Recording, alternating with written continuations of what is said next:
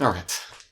So, you probably know that most artists use references. That means that they didn't come up with their idea completely by themselves, but their work is based on something else. There is still a relatively widespread discussion going on about whether or not that is okay. Now, you already saw how long this video is, so you probably guessed already that I won't answer this question with a simple yes or no. There are a lot of factors that come into play, and it really depends on the circumstances.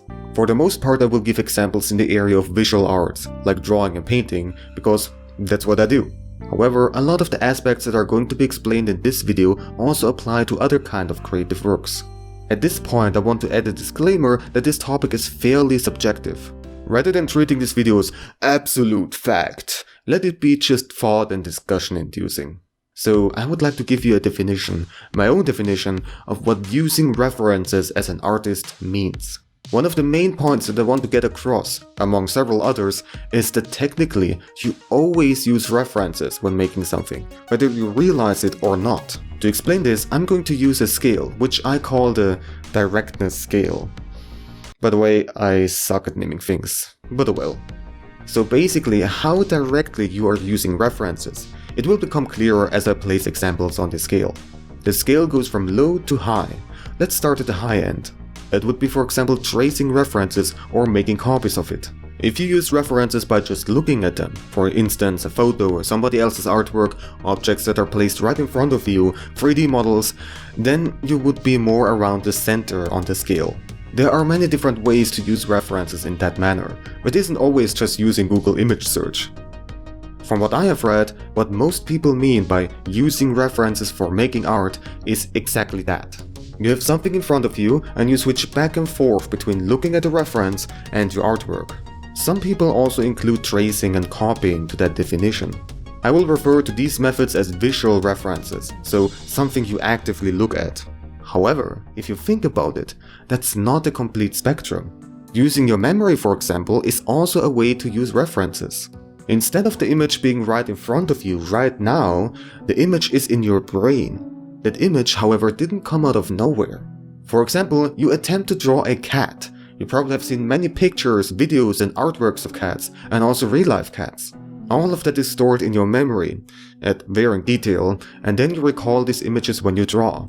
So you are referring to what you have seen in the past. The only difference is just the amount of time between you looking at the reference images and you drawing. If you have pictures of cats as references right in front of you, you still can't look at them and your drawing at the same time. Instead, you save those images that you saw just a few seconds or minutes ago in your short-term memory. If more time is in between, then you would recall them from your long-term memory. Something like that is hard to place on the scale though. It rather has its own range of directness and detail. Not only does it depend on that time gap, but also on how good your brain is at saving and recalling those images.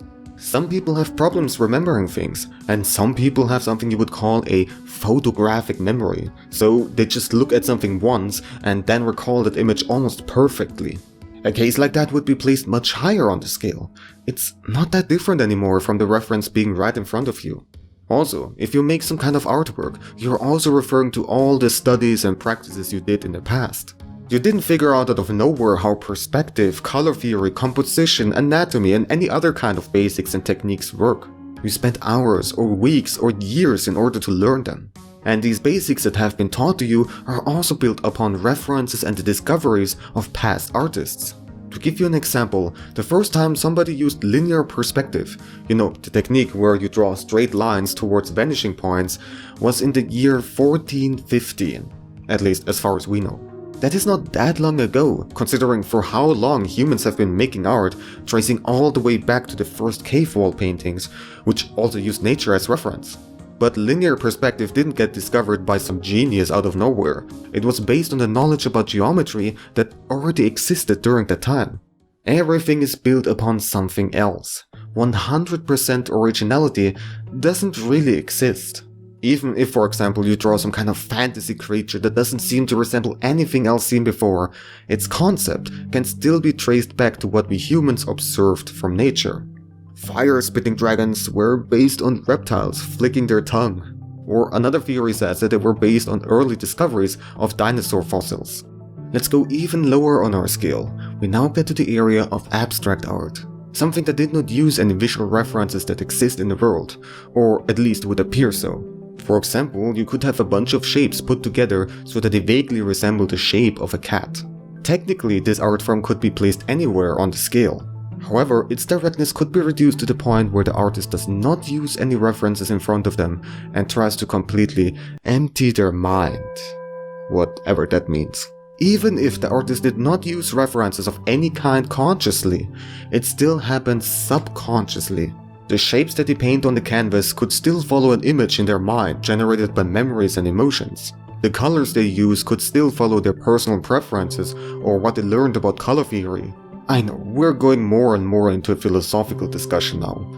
I'm not going to drift off too far though. So yeah, everything we make is based on something else. We always use references whether we realize it or not. A picture that would use no references whatsoever and is 100% original would be noise. Just pure randomness. That is something we humans cannot really achieve. It's just not how our brains work. So only something like a computer could generate an image like that. Well, then you could also argue that the random number generators of computers aren't actually random, and then we ask the question if true randomness even exists or if everything is predictable, and we talk about quantum physics in the universe and... Let's not go that far. Alright, let's also ask the question of why people use visual references. Well, that can be answered very quickly. It's easier. It saves time. Not everybody has a photographic memory. Using visual references is simply a tool for making art. Almost all the old masters used live models and objects, photos, other people's artworks and nature as references. It is incredibly useful for getting much better looking results and also for study purposes. However, whether or not it is okay, that it is safe to use visual references, especially nowadays, depends on many different factors. At first, I'd like to introduce another scale. This one is even clumsier named than the previous one. I call it the quantity and transformation scale. I need to explain this. What I mean is the number of references used, how large of a portion you used of them, and how much they were changed. It goes from low to high again, but this time we'll start at the low end. That would be basically just using one reference and your artwork is mostly or completely based on that reference. So, copying pretty much. Then around the center you have cases with one or several references used and they haven't been imitated completely. And then at the higher end you use many different references and use only small sections and aspects of it. For example, you could use the pose of that particular photo, the composition of that drawing, the color palette of that awesome painting you saw recently, you want to imitate the eyes of a certain cartoon character you like, and so on. In that case, the final artwork looks vastly different compared to the references that have been used. So what is the point of showing this scale? Well, using references in certain ways can be seen as plagiarism, but the higher you are on that scale, the less likely it is that you get into trouble with the original artist, the copyright holder, or the general art community. However, even if you straight up copy something, it doesn't automatically mean that you'll get shamed and sued. Again, it depends on many different factors, like for example for what purpose you made that artwork. We have another scale here, but this time we go from safer to riskier. Let's start at the safest side, which would be private use. You just made that artwork for yourself, or as a present for a close friend or family member. It's not shown publicly, only you and maybe a few other people know that this piece even exists. I would go as far as to say that this is 100% safe. Even if you copied something that was copyrighted, the copyright holder won't even know about it. And even if they knew about it, it's extremely unlikely that they would take any sort of action against you. Why would they? Next you have making art for study and practice purposes. In this case it might be shown publicly. You are not trying to sell or promote anything. You only try to improve your art skills and maybe just want to show off your progress. This is fairly safe. I'm not saying that it's impossible that you could get into some sort of trouble, but most people would just let you practice in peace. Then we have educational purposes. It could also be that this is even safer than making art for study purposes. It's hard to say. So that would mean you make some kind of artwork for your class or tutorial. Some reference materials have licenses that specifically say that you have permission to use them if used for educational purposes. I will explain more about different licenses right after we're done with this skill. Then on the unsafer side, we have artwork that is shown publicly, like online, in a gallery, on the street, or something like that. It also isn't supposed to be educational. In this case, it can happen that you get a takedown order, or the original artist doesn't like that their art has been copied so that you get extra views and followers, even if you don't monetize it. One of the most famous examples would be a case from 1989. It's quite a while ago, but still very well shows what could happen. 3 daycare centers in Florida had Disney characters painted on their walls. Disney then demanded that these paintings get removed, or they would go to court. Morally, that was very questionable, but legally they absolutely had the right to demand the removal of the mural that clearly showed characters that were their intellectual property. By the way, if you steal a character or idea not from a huge company, but a small independent artist and claim it as your own, then that is most definitely not okay. Then it would get even riskier if you monetize your creation. If you want to add something to your art shop, better make sure that you have the rights to include any characters or brands that were based on copyrighted references, and avoid straight up copying stuff. With that being said, however, you can still see tons of smaller artists selling prints, plushies, jewelry, cosplays, and so on that clearly depict copyrighted characters and symbols. And not all of them purchase the rights to do so. Like, just go on Etsy and type in Pokemon plushie. You'll find tons of results. Very adorable looking results, I might add. The Pokemon company probably would have the right to demand that these shop entries are taken down, but in a lot of cases, they don't. Why? There are several possible reasons. The artist and their shop might be too small to be worth the hassle. It would be bad publicity, especially if they went after a small artist. Or they might just simply have not noticed it. Again, that is even more likely if it's a small artist. I am not saying though that if you are fairly unknown and only have a small shop that you are safe. Almost nothing is certain. For example, one of my artworks got taken down from Redbubble a couple of years ago. It was a crossover of Steven Universe and Pokemon, and Cartoon Network wanted it to be removed, even though I didn't have any followers on Redbubble and didn't make any sales. I certainly learned my lesson and keep my shops free from copyrighted stuff. And if you are a largely known artist, or you make art as part of a commission or contract work for a company, then better make sure that you avoid copying and using copyrighted materials of any kind. For example, if you make pixel art sprites for a video game, you can't just make one that looks like a Pikachu. Alright, now let's see what kind of licenses there are for reference materials and also put them on a scale. But before that, I want to say that I'm not a legal expert at all. What I can give you is a short and simplified overview. I advise you to learn more about licenses and copyright on your own and get advice from actual experts. With that being said, let me introduce the next scale. Once again, it goes from safer to riskier. I'm going to start at the safer end again. The absolute safest would be references that you made and own, and they don't depict any copyrighted images at all. That could be some photos you made of your cat, a sketch that you made of the forest when you went hiking, or something like that. This is of course 100% safe, nothing to worry about at all. That also goes for things that cannot be copyrighted, like stuff from nature. Also, fairly safe are reference materials that are in the public domain, works that are so old that they were created before copyright even existed, the copyright term has expired, or the original author dedicated them to the public. As long as you don't try to sell identical copies of those, you're going to be fine. Now we get into the more complicated part. There are a lot of licenses that do allow you to use certain copyrighted materials under certain conditions. I cannot list all of them here, but some of the most well-known examples would be fair use and Creative Commons. In the case of fair use, some of these exceptions would be educational purposes, commentary and criticism, or parody. Creative Commons, or in short CC, actually covers 6 variations of copyright licenses. I'll quickly go through them. CC attribution means you only need to credit the original creator. That's it. Otherwise you can copy, modify and redistribute it however you want.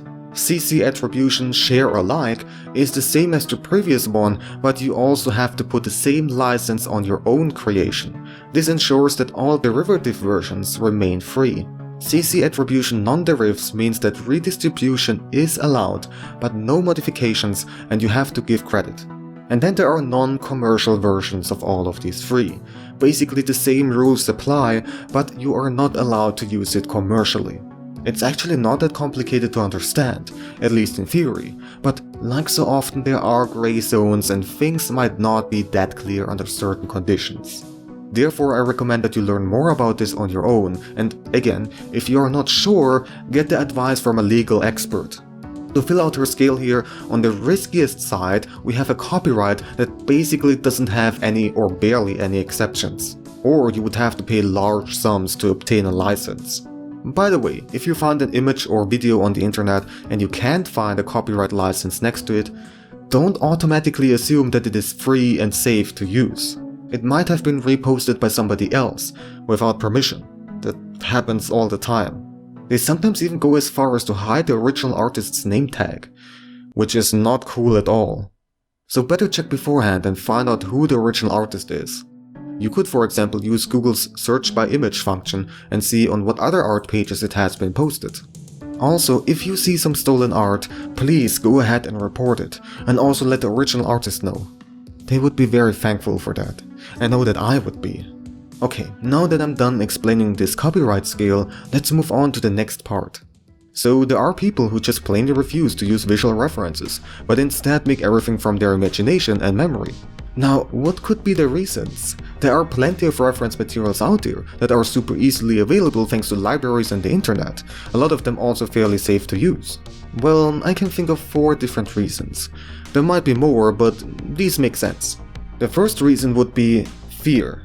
They are too ashamed or scared to use references. They think it's immoral, or they don't want to get shunned, sued, or that their art is considered invalid. Let me just go ahead and tell you that all of this is bull. Again, you only have to follow basic rules of decency and copyright. That's it.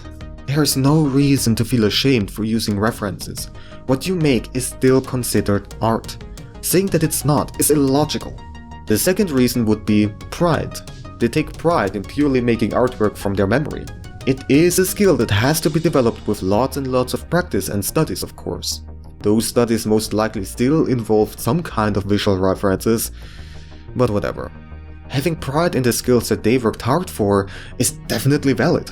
However, if it gets to the point of elitism, where they feel superior to and maybe even shaming those who do use visual references, then they are just douchebags. Period. Another reason for only making art from memory would be as part of a challenge. Maybe for the practices and studies, to train their memory and imagination. It can be a good method for improving certain art skills, as long as that isn't their only method. Or it's just for fun, like the drawing Pokemon from your memory challenge that is fairly popular. And then the fourth logical reason that I can think of is as part of a performance, especially a live performance. For example, some artist on the street who paints epic looking dragons in just a few minutes without any references. Well, not really without references, because they use the memory and skills they acquired for years of practice, painting dragons over and over and over again. That's something the audience doesn't see. The performance part plays an important role in that case. People wouldn't be as impressed by the same artwork if they only saw the end result and not the making of process. And that performance would appear less impressive for the general audience if the artist used some reference pictures of dragons. I, as an artist, know that there are still a lot of studies and long developed skills involved, even when you do use visual references. It's not cheating, being lazy or something like that. But sadly, some people do not realize that, to the advantage for those live performing artists who draw from memory. And in the case of a live performance, it is pretty easy to prove that no visual references are used. The audience can normally see that nothing is put up in the surroundings. Which makes me segue to the next section of this video, proving that you don't use visual references. As I said, for performances with a live audience it is very simple. However, what about videos or live streams? In that case, the artist would have to have a camera setup that shows the complete surroundings at all times. That's quite a hassle. But otherwise, it would be very easy for the artist to have some visual references set up off camera. And if you have no recordings whatsoever that show how the artwork was made, then you have no way of proving that no references were used. I am not making these points now so that you go around and demand proof from every artist who says that they didn't use references. And also not that you as an artist feel pressure to somehow record proof or always have a notary around. That's just ridiculous. Instead, I'm saying all of this to show you that it doesn't really matter. If in most cases it cannot be proven anyways, why do you as an artist or viewer even care? Just let the art speak for itself. Well then, we talked about ways to prove that you didn't use visual references. What about proving that somebody did use visual references? That can be incredibly easy, or very difficult to just plain impossible. Remember the second scale that I explained? The more you transform what you see from the references and the less you use from it percentage-wise, the less obvious it becomes. Using several references makes it even harder. And that is what it's often all about. Mixing all of these references together, adding your personal touch, and voila, you have an original artwork. So to slowly wrap things up in this video, let me give you a couple of scenarios as examples and see if they are safe or morally okay. And like a little test. First scenario, you draw a picture by tracing a photo. That photo is in the public domain. Is it okay? Yes, and you can do whatever you want with your artwork, even sell it. Second scenario, you copy somebody else's artwork to an extent that it's clearly recognizable when comparing the two versions. The license states that no modifications are allowed. You make it just for study purposes though. Is it okay? According to the license, no. But you can ask the artist and they might give you permission. However, if they say no, you have to accept that.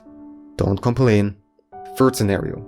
You mostly copy a character design made by another artist. There is no specific license given. You want to monetize that artwork in some kind of way. Is it okay? No. Just because no specific license is listed doesn't mean you're free to use it however you want. Once again, you should ask the original artist. If they say no, or don't write you an answer, then you refrain from using their character design. Alright, one last scenario. You make something from your memory. It includes a copyrighted character. It is known that the copyright holder, who is a huge company, is very strict about protecting their intellectual property. And you want to monetize your creation. Is it okay? Well, morally okay or not, it is definitely very risky. It's not that unlikely that your art will be taken down or something worse could happen. As I said earlier in this video, that outcome is not guaranteed, but you're clearly playing with fire. And I'm definitely not advising you to do anything illegal. Alright then, that's pretty much it. This topic is quite complex and I surely did not cover everything that is related to it. If there is something you want to add or ask, feel free to join the discussion down below in the comments or in the designated channel in my Discord server.